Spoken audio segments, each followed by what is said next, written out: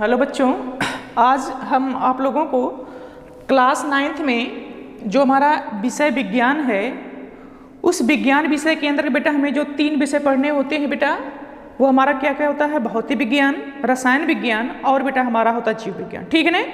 तो हम विज्ञान के अंतर्गत हमारा जो उप विषय माना जाता है, जिसे हम लोग कहते हैं बेटा, जो सेकंड है वो हमारा क्या बेटा है? रसायन विज्ञान है। पहला हमारा जो विषय होगा बेटा वो भौतिक है, दूसरा बेटा रसायन है, जबकि तीसरा हमारा क्या होता है बेटा? जीव विज्ञान होता है। तो हम जो है आप लोगों को बेटा विज्ञान जो हमारा विषय उसके अंतर्गत बेटा हम रसायन विज्ञान में जो हमें पढ़ना है क्या क्या, उसके बारे में हम लोग जो है बेटा अध्याय के बारे में जो है स्टडी करते हैं। तो हमारा जो इकाई फर्स्ट है उसका नाम है बेटा द्रव्य एवं व्यवहार है बेटा। ठीक है, हमारा पहला जो यूनिट है, पहली इकाई है हमारे रसायन विज्ञान में, वो हमारा क्या है? द्रव्य एवं व्यवहार बेटा। ठीक है ना? अब ये द्रव्य है क्या बेटा? जैसा कि लिख रहे हैं हमने है देखा है कि द्रव्य को इंग्लिश में बेटा हम लोग मैटर के नाम से जानते हैं। किस नाम से जानते हैं बेटा? है मैटर के नाम से जानते हैं। ठीक है ना? तो हम लोग अब सीखेंगे जो हमारा पहली यूनिट है बेटा है कि द्रव्य एवं व्यवहार में जो सबसे पहला हम जो सीखेंगे, हमारा जो सिलेबस है जो हमें पढ़ना है वो हमारा क्या बेटा? सबसे पहले है द्रव्य है। जैसा कि द्रव्य के बारे में आप लोगों ने प्रायः बेटा सुना होगा, जो अपने इससे पहले जो कक्षाएं पढ़ी होंगी बेटा, अगर हम क्लास 8 की बात करें या कभी बेटा आपने 7th में कहीं ना कहीं बेटा आपने द्रव्य के बारे में सुना होगा बेटा। द्रव्य एक्चुअली होता क्या बेटा है? द्रव्य एक पदार्थ होता है जिसमें क्या होता है बेटा? कुछ भार होता है, जिसमें कुछ आयतन होता है, और साथ ही साथ बेटा क्या करता, जो स्थान घेरता है और जिसका अनुभव हम अपने ज्ञानेंद्रिय द्वारा कर पाए, वही हमारा क्या कहलाता है बेटा? है द्रव कहलाता है बेटा। क्या कहलाता है बेटा? द्रव्य। क्या बेटा? द्रव्य कहलाता है बेटा। ठीक है ना? तो द्रव्य का मतलब बहुत सिंपल सी लॉजिक है। एनीवन जो भी इस इन्वायरमेंट में पूरे ब्रह्मांड की बात कर रहा हूं बेटा, जो भी चीजें आप देखते हैं, कुछ चीजों को छोड़ करके जैसा कि हम बताएंगे, वो सब के सब हमारे किसके अंतर्गत आते हैं बेटा? द्रव्य के अंतर्गत आते हैं। क्योंकि द्रव्य का मतलब ही यही होता है कि ऐसा पदार्थ जिसमें कुछ भार होता हो और जिसको कहीं रखा जाए तो बेटा वो क्या करता है? उतना स्थान घेर लेता है, और जिसमें ये होता है कि जिसको हम छुएं और छूने के बाद इसको हम अपने ज्ञानेंद्रियों द्वारा बेटा हम इसका अनुभव कर पाए, वही हमारा क्या कहलाता है बेटा? द्रव्य कहलाता है। जैसे बेटा हमने ये चौक लिया है, जैसा कि देख पा रहे हैं आप, ये चौक एक्चुअली बेटा एक पदार्थ है, ये बेटा हमारा द्रव्य है। क्या है? द्रव्य है। क्योंकि आप जानते हैं जो चौक है बेटा, इसको हम अगर कहीं पर रखेंगे, जहां पर ये रखेंगे बेटा, मान लीजिए बेटा मैंने इसको ऐसे रख दिया, ठीक, तो अगर कहीं रखेंगे तो जितना बड़ा हमारा चौक दिखाई दे रहा है उतना अपना क्या करेगा बेटा? वो स्थान लेगा। जायज बात होगा। और साथ में अगर इस चौक की बात करें तो बेटा इसमें कुछ ना कुछ वेट भी होगा बेटा, भार भी होगा। क्या होगा बेटा? भार भी होगा। ठीक है ना? इसका मतलब इसमें कहीं ना कहीं बेटा कुछ इसमें हमें वजन का भी अनुभव होता है। और साथ ही साथ अगर इस चौक को हम छुएं, इसको दबाएं, तो हमें ऐसा फील हो रहा है कि ये चौक जो है दबाने के बाद बेटा दब नहीं रहा। इसका मतलब ये ठोस है। क्या है? ये ठोस हो रहा है। इसका मतलब ये हुआ कि इसका अनुभव हम अपने ज्ञानेंद्रियों द्वारा कर पा रहे हैं बेटा। तो ऐसी जो चीजें हों उसी को बेटा हम लोग क्या कहते हैं? द्रव्य कहते हैं। तो आइए द्रव्य की परिभाषा क्या हो, जिसको हमने इंग्लिश में लिखा हम मैटर के नाम से जानते हैं। द्रव्य क्या होता है बेटा? कि ऐसे पदार्थ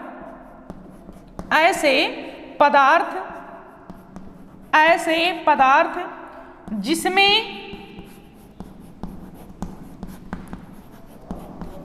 भार होता है, जो स्थान घेरते हों तथा जिनका अनुभव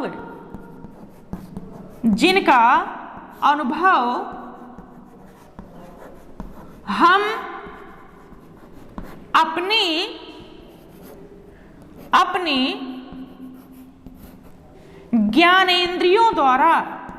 ज्ञानेंद्रियों द्वारा कर सकते हैं,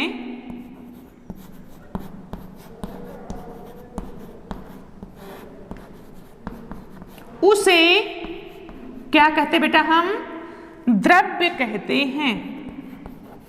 द्रव्य कहते हैं। बात समझ में आ रहा है बेटा? ये हमारी द्रव्य की परिभाषा है कि ऐसे पदार्थ जिसमें बेटा क्या होता है, भार होता है, जैसे मैंने अभी बताया है, कुछ ना कुछ वजन हो और इसको जहां पर भी आप रखें वो उतना क्या घेर ले बेटा, स्थान घेर ले, और जिसका अनुभव हम अपने ज्ञानेंद्रियों द्वारा बेटा क्या है कर सके, वही बेटा हमारा क्या कहलाता है बेटा, द्रव्य कहलाता है। जैसा कि हमारा बेटा क्या है, चौक है। क्या बेटा हमारा है, चौक है। ये हमारा क्या बेटा है, द्रव्य के अंतर्गत आता है। हमारा जो ईंट है बेटा द्रव्य है। पानी क्या है बेटा, जाहिर सी बात बेटा वो भी द्रव्य होगा। जो हमारे गैस होती हैं बेटा वो भी क्या है, द्रव्य है। यानी कहने का मतलब ये है कि हमारे आसपास की लगभग जितनी भी चीजें हैं वो सब के सब बेटा किसके अंतर्गत आती हैं, द्रव्य के अंतर्गत आती हैं। लेकिन इसमें एक आपको याद रहना चाहिए कि जो हमारा प्रकाश होता है बेटा, जाहिर सी बात है प्रकाश आप देख पा रहे हो अच्छी तरीके से, लाइट है, प्रकाश है। ये प्रकाश जो होता है बेटा ये हमारा द्रव्य के अंतर्गत नहीं आता। क्यों नहीं आता है? क्योंकि जो प्रकाश होता है बेटा इसमें एक्चुअली होता क्या बेटा है कि इसको अगर आप देखें, इसको अगर आप वेट की बात करें, वजन की बात करें, तो आप पाएंगे कि बेटा कि हम प्रकाश को बेटा जो है तौल नहीं सकते हैं। क्या तौल सकते हैं? बिल्कुल नहीं तौल सकते हैं। अच्छा, इसका अनुभव हम कर पा रहे हैं, प्रकाश लाइट हमारे ऊपर पड़ी तो जान गए कि हाँ लाइट है, प्रकाश है, आ रहा है बेटा है, ठीक है ना। लेकिन अगर हम कहें कि प्रकाश को हम तौलें तो क्या ऐसा पॉसिबल है? क्या वेट है? नहीं है। तो कहने का मतलब ये चीजें कि जिसमें भार हो और स्थान घेरे और साथ ही साथ जिसका अनुभव अपने ज्ञान द्वारा करें, वही एक्चुअली हमारा क्या कहलाता है बेटा, द्रव्य कहलाता है। लेकिन हमारा जो अपवाद है, मैंने बताया आपको, जो प्रकाश होता है बेटा ये हमारा द्रव्य नहीं होता है। क्यों नहीं होता? मैंने अभी आपको बताया कि प्रकाश का तो अनुभव आप कर पा रहे हो, जब लाइट हमारे ऊपर पड़ती है तो जानते हैं कि हाँ पड़ रहा, इसका अनुभव अपने स्किन द्वारा बेटा, त्वचा द्वारा कर पा रहे हैं। लेकिन अगर हम प्रकाश को बेटा उसको भार की बात करें, उसको तौलें, तो क्या मुझे बताइए कि आप प्रकाश को तौल पाएंगे? तो जाहिर सी बात है नहीं कर पाएंगे।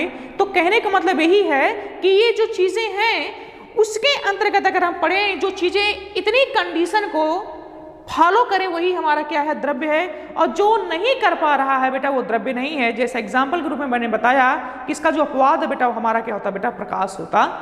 ठीक, तो ये हम लोगों ने बेटा द्रव्य के बारे में जाना कि द्रव्य क्या है। ये ऐसे पदार्थ हैं जिसमें भार होता है और जो स्थान घेरे और जिसका अनुभव हम अपने ज्ञान द्वारा कर सके, वही हमारा क्या कहलाता है बेटा, द्रव्य है। मैंने बताया जितने प्रकार की सॉलिड चीजें होती है बेटा, ठोस होती हैं, जितने प्रकार की गैसें होती है बेटा, या जितने प्रकार के हमारे लिक्विड होते हैं बेटा, द्रव होते हैं, वो सब के सब किस में आते हैं, सब द्रव्य के अंतर्गत आते हैं बेटा। ठीक, तो आइए हम लोग जो है अब द्रव्य का वर्गीकरण बेटा कर रहे हैं बेटा, कि जो द्रव्य होता है वो कितने प्रकार का होता है। तो द्रव्य का वर्गीकरण, ठीक। तो जो द्रव्य होता है इसकी भौतिक अवस्था के आधार पर जो द्रव्य होता है उसको बेटा 3 भागों में बांटा गया। कितने भागों बेटा? 3 भागों में बांटा गया है।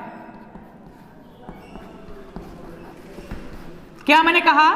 जो हमारा द्रव्य होता है इसको बेटा उनके भौतिक अवस्था के आधार पर, भौतिक का मतलब बेटा होता है सॉलिड, लिक्विड या गैस। 3 ही होती हैं, या तो सॉलिड होगा मतलब ठोस होगा, या तो द्रव होगा, या तो बेटा क्या हमारा होगा, गैस होगा। ये किसी भी पदार्थ की 3 भौतिक अवस्थाएं होती हैं, वो सॉलिड होता है, लिक्विड और बेटा क्या होता है, गैस होता है। तो जो भौतिक अवस्था के आधार पर जो हमारा द्रव्य होता है इसको मुख्य रूप से कितने भागों में बांटा गया बेटा है? 3 भागों में बांटा गया। कौन कौन से? जाहिर सी बात आप जानते हैं, पहला हमारा बेटा क्या होता है, ठोस, जिसको बेटा हम इंग्लिश में सॉलिड के नाम से जानते हैं। किस नाम से जानते हैं? सॉलिड। दूसरा बेटा हमारा होता है द्रव। ये बेटा देखिए ध्यान से लिखा द्रव्य, द्रव्य को इंग्लिश में बेटा मैटर कहते हैं, जबकि ये लिखा हमने द्रव, द्रव को बेटा हम इंग्लिश में लिक्विड के नाम से जानते हैं। क्या नाम है बेटा? लिक्विड के नाम से जानते हैं। जबकि तीसरा हमारा जो होता है वो होता है बेटा गैस। तो पदार्थ की 3 अवस्थाएं होती हैं, जैसा कि आप देख पा रहे हैं। कौन कौन? ठोस, द्रव, गैस, सॉलिड, लिक्विड और बेटा क्या हमारा है, गैस। ठीक, तो आइए हम लोग जो बेटा ठोस और द्रव और ये जो गैस है इसके बारे में हम बारी बारी से बेटा जानते हैं बेटा। तो आइए सबसे पहले हम लोग जानते हैं कि एक्चुअली ठोस होता क्या बेटा है। ठीक, तो सबसे पहले हम स्टडी करेंगे बेटा किसके बारे में? ठोस के बारे में। ठोस को बेटा हम जो है क्या कहते हैं इंग्लिश में बेटा? सॉलिड के नाम से जानते हैं। किस नाम से जानते हैं बेटा? सॉलिड के नाम से जानते हैं। ठोस होता क्या बेटा है? ठोस उस द्रव्य को कहा जाता है या उस पदार्थ को कहा जाता है जिसका आकार या जिसको बेटा आकृति कहें और जिसका आयतन दोनों क्या होता है? निश्चित होता है। उसी को बेटा हम लोग क्या कहते हैं? ठोस कहते हैं। जैसे बेटा हमारा चौक है, ये चौक क्या बेटा? सॉलिड है, क्योंकि इसका जो आकार इस समय जितना दिखाई दे रहा, जितना बड़ा है, ये निश्चित है। और इसकी जो आकृति बेटा दिखाई दे रही है, लंबापन जो दिख रहे हैं, लंबा सा दिखाई दे रहा है बेटा, ये भी क्या इसकी है? निश्चित है। तो जिसकी आकृति और जिसका आयतन दोनों क्या हो? निश्चित हो, वही बेटा हमारा क्या कहलाता है? ठोस पदार्थ कहलाता है। कहने का मतलब क्या है कि ऐसे पदार्थ जिसका या जिसकी आकृति तथा आयतन दोनों क्या होते बेटा? निश्चित होते हैं। दोनों क्या होते हैं? निश्चित होते हैं। उसे क्या कहते हैं हम? ठोस कहते हैं। क्या कहते हैं? ठोस कहते हैं। बात मेरे समझ में आ रहा है बेटा कि कोई भी अगर पदार्थ आप लें, लेकिन अगर उसकी आकृति और आयतन दोनों निश्चित अगर आप पा रहे हो, तो समझ लेना वो बात मैं किसकी कर रहा हूं? किसी ठोस पदार्थ की कर रहा हूं। जैसे मैंने बताया चौक है, चौक क्या बेटा? एक प्रकार का सॉलिड की एग्जांपल है। जायज बात है, क्योंकि अगर आप इसकी आकृति की बात करें, देख पा रहे हैं ये कोई लॉन्ग है, लंबा सा दिखाई दे रहा है। इसको बेटा इसका आयतन अगर कहीं भी रखेंगे तो इसका स्थान फिक्स बेटा घेर लेगा, यानी इससे फालतू इसका आयतन नहीं होगा। यानी दोनों चीजें क्या हैं? निश्चित अगर हो रही हैं, वो समझ लेना बेटा वो हमारा क्या है? ठोस है। अगर हम इसके उदाहरण की बात करें, एग्जाम्पल की बात करें, तो जैसे बेटा हमारे पास चाक है, क्या होता है? चौक है। ईंट है, जाहिर सी बात है ठोस है, ठीक बेटा। इसी प्रकार से हमारे जितने प्रकार के बेटा लोहा, ठीक बेटा, कॉपर, धातुएं हमारी रहें लगभग, ठीक बेटा। या बेटा हमारा जो है बात कर लें अगर अच्छी तरीके से, बेटा हमारी जो कुर्सी है, मेज है, जो लकड़ी होती है, क्या होती है बेटा? लकड़ी होती है। ये बेटा सब किसके अंतर्गत आती हैं? सब की सब किसमें आती हैं? ठोस के अंतर्गत आती हैं। तो चाक हो गए, ईंट, लोहा, कॉपर वगैरह जो मैंने एग्जाम्पल कुछ लिखे हैं, इस सब के सब किसमें आती हैं? ठोस के अंतर्गत आएंगे, क्योंकि इनकी आकृति और आयतन दोनों के अगर आप अनुभव करें, अच्छी तरीके देखें अपने दैनिक जीवन में, तो क्या होता है बेटा? निश्चित होता है बेटा, ठीक। आइए अब हम जानते हैं ठोस के क्या क्या लक्षण होते हैं बेटा। तो आइए क्या सीखते हैं बेटा? ठोस पदार्थ के क्या बेटा लक्षण क्या होते हैं। तो ठोस को अगर आप किस प्रकार से पहचानें कि वास्तव में ठोस हैं, तो इसके लिए कुछ कंडीशन होती है। क्या होती? पहली बात तो ये है, मैंने बताया कि ठोस उसे कहेंगे कि जिसका या जिसकी आकृति क्या बेटा? जिसकी आकृति एवं आयतन दोनों क्या होते हैं? निश्चित होते हैं। पहली कंडीशन है कि जिसके आकृति और आयतन दोनों क्या होते हैं? निश्चित होते हैं। निश्चित होते हैं, ये पहली कंडीशन हमारी है।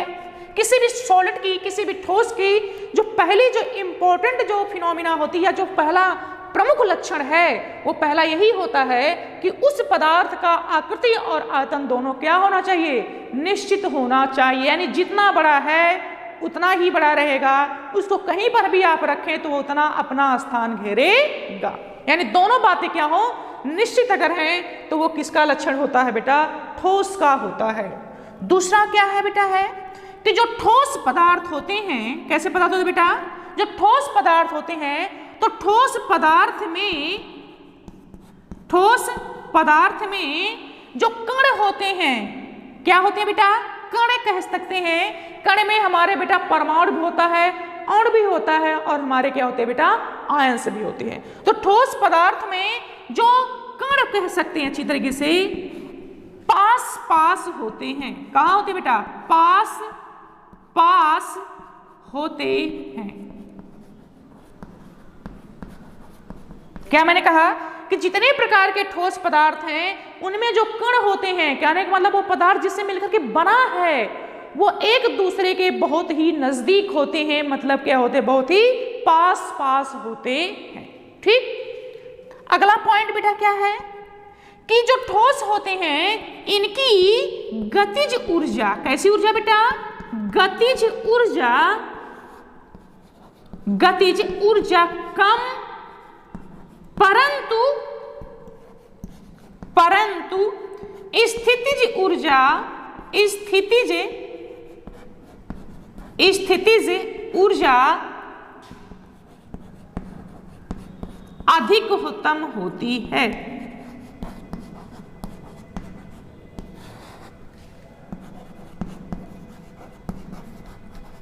ये तीसरा पॉइंट मैंने क्या लिखा है कि ठोस की एक तीसरी फिनोमिना ये होती है कि इनको जो गतिज ऊर्जा होती है, गतिज ऊर्जा का मतलब ये होता है कि जब कोई पदार्थ क्या करता है बेटा, है गमन करता है, मोशन करता है, गति करता है, यानी किसी पदार्थ के गति करने से जो एनर्जी प्रोड्यूस होती है, उत्पन्न होती है बेटा, उसे कौन सी ऊर्जा कहते हैं, गतिज कहते हैं। इसी ऊर्जा का मतलब बेटा कोई चीज विराम अवस्था में अगर फिक्स है, एकदम पड़ी हुई अपने स्थान पर है, तो उससे जो एनर्जी रिलीज होती है उसको बेटा क्या कहते हैं, हम स्थितिज ऊर्जा कहते हैं। तो जो ठोस होता है, चूंकि जाहिर सी बात ठोस तो कहीं भाग पाएगा नहीं बेटा, तो ठोस की जो गतिज ऊर्जा है, भागने की जो ऊर्जा होती है, यानी जो गति करने की फिनोमिना होती है, वो क्या होती है बेटा, कम होती है, कह सकते हैं सबसे कम होती है। परंतु जो स्थितिज ऊर्जा की बात करें, यानी जो रहने की बात है ठोस की, अगर किसी स्थान पर रख दिया जाए तो वैसे के वैसा वो पड़ा रहेगा जब तक कि हम उसको अपने हाथ से उठा करके कहीं दूसरे स्थान पर ना रखें। तो इसकी जो स्थितिज ऊर्जा होती है ठोस की बेटा क्या होती है, सबसे अधिकतम होती है। तो ये बात आपको याद होना चाहिए कि ठोस की जो गतिज ऊर्जा होती है बेटा सबसे कम होती है, परंतु इसकी जो स्थितिज ऊर्जा होती है बेटा वो सबसे अधिकतम होती है बेटा। बात समझ में आ रहा है ना बेटा? तो ये हमने कितने पॉइंट लिखे बेटा, 3 पॉइंट आपको बताए बेटा। अगला पॉइंट क्या है बेटा, अगला पॉइंट ये है कि जो ठोस होता है इनका जो घनत्व होता है बेटा, क्या होता है, घनत्व सबसे अधिक होता है, सबसे अधिक होता है। ओके, घनत्व का मतलब क्या होता है बेटा कि जिसमें पार्टिकल्स जो हमारे कण होते हैं कितना पास पास होते हैं। अभी मैंने बताया कि ठोस जितने होते हैं उनमें जो कण होते हैं जिसे वो मिलकर के बना होता है, उनके कण जो होते हैं एकदम पास पास होते हैं। जब कण पास पास होते हैं तो उनका जो घनत्व होता है बेटा वो क्या होता है, अधिकतम होता है। तो ठोस का जो घनत्व होता है बेटा, अगर मैं बात करूं द्रव की और गैस की बात करूं तो इन दोनों से क्या होता है, सबसे अधिक होता है। तो क्या मैंने लिखा कि ठोस का जो घनत्व होता है बेटा सबसे अधिक होता है बेटा। अगला पॉइंट बेटा, अगला पॉइंट ये है कि जो ठोस होता है ये क्या होते हैं बेटा, असंपीड्य होते हैं, असंपीड्य होते हैं।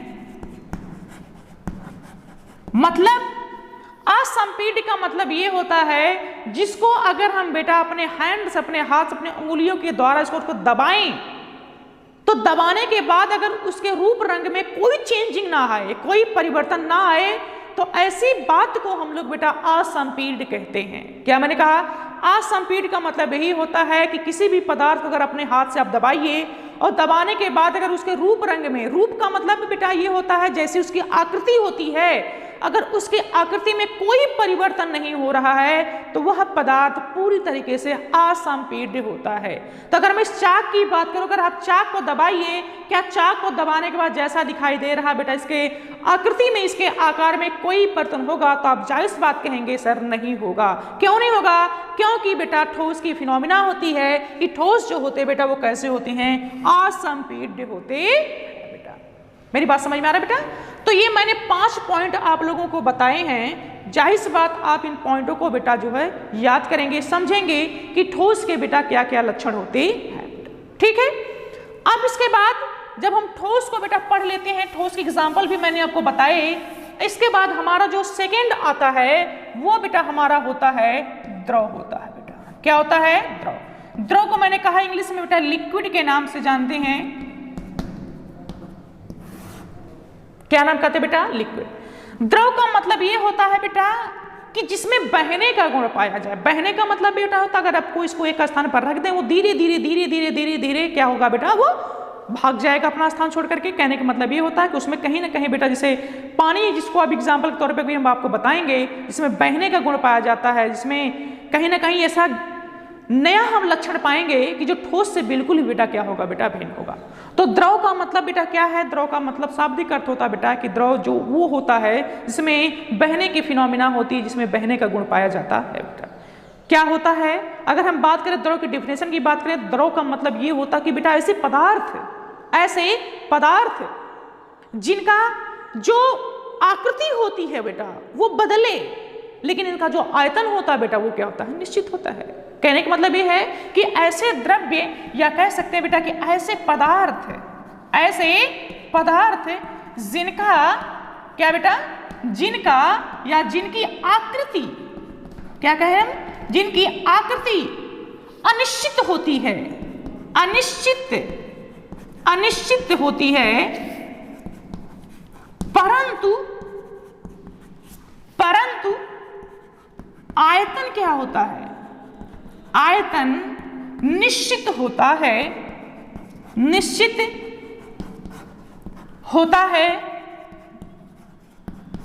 उसे क्या कहते बेटा? हम द्रव कहते हैं। क्या कहते? उसे द्रव कहते हैं। बहुत इंपॉर्टेंट है, जानेंगे आप परिभाषा तौर पर। क्या मैंने लिखा है कि ऐसे पदार्थ हैं जिनकी आकृति अनिश्चित माने जो बदलता रहे, अनिश्चित माने जो निश्चित ना हो, जो बदलता रहे, परंतु इनका आयतन क्या हो? निश्चित हो, उसी को बेटा हम लोग क्या कहते हैं? द्रव कहते हैं। कैसे समझेंगे बेटा? अगर हम इसके एग्जाम्पल की बात करें तो ढेर सारे एग्जाम्पल हमारे पास, जैसे बेटा हमारा पानी है, जितने प्रकार के हमारे बेटा तेल होते हैं। क्या होते हैं बेटा? हमारे तेल होते हैं, पेट्रोल होता है बेटा, आपने सुना है, जाहिर सी बात सुना होगा बेटा। डीजल है हमारा, क्या है? डीजल है ना, आदि।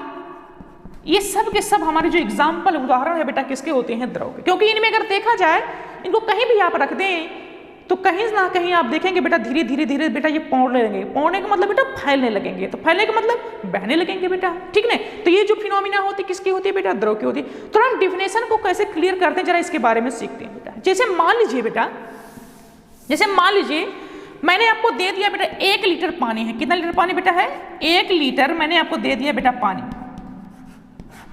और मैंने कहा बेटा इन 1 लीटर पानी को मैंने आपको 2 बर्तन दिए। कितने बर्तन बेटा दिए? 2 बर्तन। कोई पात्र मान लीजिए बेटा कुछ इस प्रकार का है, देख पा रहे हैं अच्छी तरीके से। अब कोई पात्र एक ऐसा है बेटा जो कि कुछ मान लीजिए बेटा कुछ इस प्रकार से है, देख पा रहे हैं आप? यानी दोनों पात्र आप जो देख पा रहे हैं बेटा, दोनों क्या है? डिफरेंस है। अब मेरे पास जो पानी है वो कितना बेटा? 1 लीटर है। मैंने कहा बेटा कि पहले वाले में जो ये पात्र है बेटा इसमें 1 लीटर पानी को डालो, और जो सेकंड वाला है बेटा इसमें भी कितना डालो? पानी 1 लीटर बेटा क्या कर दो? डाल दो बेटा। तो अगर पानी को डालोगे बेटा इस वाले पात्र में, तो आप जानते हैं अच्छी तरीके से कि जब पानी को मैं इस पात्र में डालूंगा तो पानी जो होगा या उस पात्र का जैसी आकृति होगी बेटा उसी के हिसाब से बेटा वो ले लेगा बेटा। क्या मैंने कहा कि जैसा पात्र होगा उसी के अकॉर्डिंग, उसी के अनुसार हमारा पानी भी उसी प्रकार से आकार क्या कर लेगा बेटा? ले लेगा। लेकिन वही 1 लीटर पानी बेटा अगर मैं इस पात्र में डालूंगा तो पानी जो होगा इस पात्र के अनुसार अपनी आकृति बना लेगा बेटा। लेकिन पानी मेरा क्या है? निश्चित है। पानी क्या था? 1 लीटर क्या है? निश्चित है। यानी जो लीटर निश्चित है वो हमारा क्या हो गया बेटा? वो आयतन है। लेकिन अगर उसकी आकृति की बात मैंने किया, जैसा कि देख पा रहे 2 मेरे पास पात्र थे और दोनों में मैंने पानी डाला, तो दोनों ने क्या किया बेटा कि जो आकृति थी पानी ने उस पात्र के हिसाब से अपना अपना अलग बना लिया। तो जब आकृति बदल जाए लेकिन उसका आयतन, उसकी जो मात्रा होती है वो क्या रहे? निश्चित रहे। वो समझ लेना बेटा हम किसकी बात कर रहे हैं? द्रव की कर रहे हैं बेटा। आई होप आपको समझ में आया होगा कि द्रव को हम लोग किस प्रकार से डिफिनेशन के अकॉर्डिंग या किसी एग्जाम्पल के माध्यम से समझना चाहेंगे तो आप समझ पाएंगे बेटा, ठीक नहीं।